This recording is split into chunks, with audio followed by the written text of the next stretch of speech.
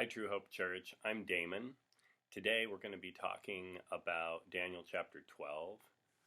So if you have the opportunity right now, go ahead and take it out and read Daniel chapter 12. I'm just going to read the first part. It says, "At that time shall arise Michael, the great prince who has charge of your people, and there shall be a time of trouble such as has never been seen since there was a nation till that time. But at that time your people shall be delivered, everyone whose name shall be found written in the book. And many of those who sleep in the dust of the earth shall awake, some to everlasting life, and some to shame and everlasting contempt.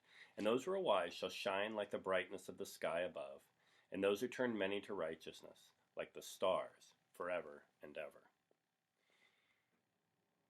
So, Daniel's kind of an interesting guy, I think. He was one of the Israelites who was taken as a prisoner to Babylon after Babylon invaded, destroyed Israel. Actually, some other biblical authors had the same experience. Ezekiel was carried off to Babylon, as was Nehemiah. Daniel, and the three of them among many, many others.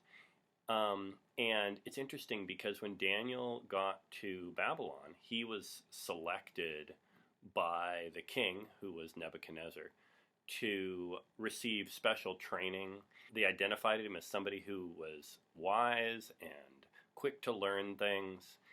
As you've heard from Angela and Wes, Daniel was faithful to God and followed him through this process. Despite being in a foreign country serving a foreign king, and actually quite a series of foreign kings.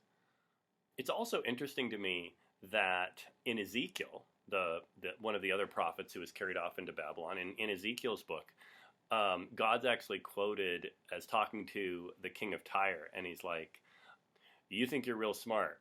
You think you're maybe as smart as Daniel, but I don't think so." And so it's kind of funny that God's like bragging on Daniel to this other king. But even though his wisdom was recognized by man and even seemingly recognized by God, Daniel didn't really understand everything that was going on. And in fact, later in that chapter, he asks God, like, "Hey, like, I don't really get it. Like, when's this stuff happening? Like, what's happening?" And God's like, "Go your way. This stuff's sealed for right now." And he gives Daniel a little bit more information, but not much.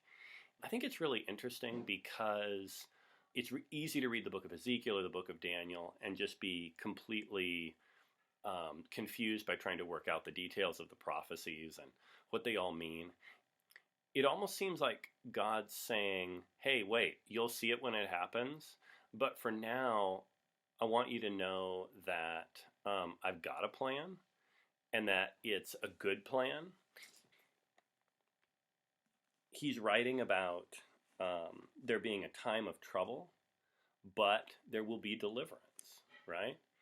God has people's names written in a book. He knows who everyone is. He knows us all personally and individually and can see us all.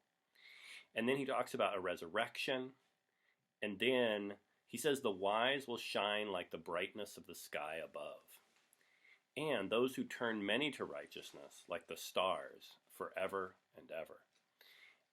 This just reminds me that Daniel, who was blessed by God with wisdom, and we are as well. The Bible tells us that if we ask for wisdom, God will give it to us.